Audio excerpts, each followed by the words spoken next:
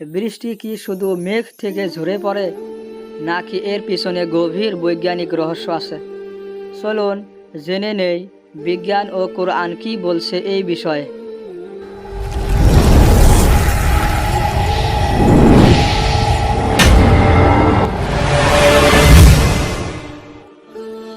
বিজ্ঞানের মতে বৃষ্টি কিভাবে হয়?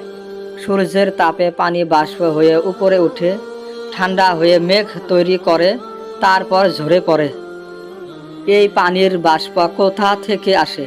সমুদ্র, নদী, পুকুর, এমনকি গাছপালা থেকেও পানি বাষ্পিত হয়।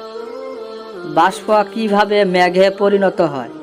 উচ্চতায় উঠে ঠান্ডা হয়ে বাষ্প জলকণায় পরিণত হয় এবং একত্রে মেঘ গঠন করে। মেঘে কিভাবে জলকণা জমা হয়? বাতাসের ধূলিকণা বা ধোঁয়ার উপর জলকণা জমা হয়ে বড় হয়ে পড়ে যায়, এটাকেই বলে কনডেনশন। কখন বৃষ্টি নামে? যখন জলকণাগুলো ভারী হয়ে যায়, তখন তারা মাধ্যাকর্ষণের টানে নিচে পড়ে এবং বৃষ্টি হয়।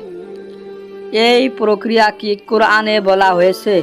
হ্যাঁ, সূরা নূর 24-43-এ বলা হয়েছে, আল্লাহ মেঘ সঞ্চয় করেন, তারপর একত্র করে স্তর তৈরি করেন। স্তরযুক্ত মেঘের কথা বিজ্ঞান কি বলে? আধুনিক বিজ্ঞান বলে স্তর বা ক্যামেল নিম্বাস টাইপ মেঘ থেকেই বজ্র, বৃষ্টি, এমনকি শিলা পড়ে।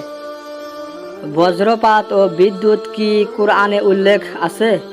সূরা রাদে 13-12-13 বলা হয়েছে, তিনি তোমাদের দেখান বিজলির ভয় এবং আশা, আর বজ্র তার প্রশংসা করে।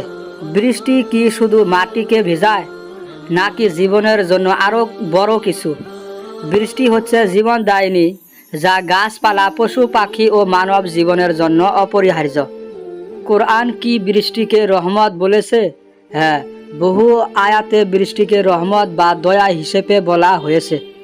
এত বছর আগে এসব তথ্য কিভাবে বলা হলো? 1400 বছর আগে কোরআনে এমন বিজ্ঞানসম্মত বর্ণনা থাকা এক বিস্ময়কর বিষয়। এগুলো কি বিজ্ঞান আবিষ্কার করেছে কোরআনের পরে?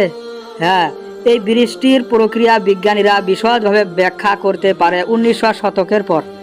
এই মিল কি শুধুই কাকতালীয়, না এটা আল্লাহর কিতাব কোরআনের বৈজ্ঞানিক সত্যতার প্রমাণ?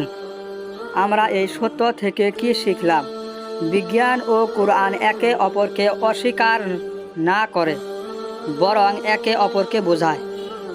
বৃষ্টি শুধু একটি প্রাকৃতিক প্রক্রিয়া নয়, বরং এটি আল্লাহর পক্ষ থেকে এক আশীর্বাদ। এই বৃষ্টি আমাদের জীবনের ধারক ও বাহক। আপনি কিভাবে দেখেন কোরআনের এই বৈজ্ঞানিক মিলকে? নিচে কমেন্টে লিখুন, আমরা সবার মতামত শুনতে চাই।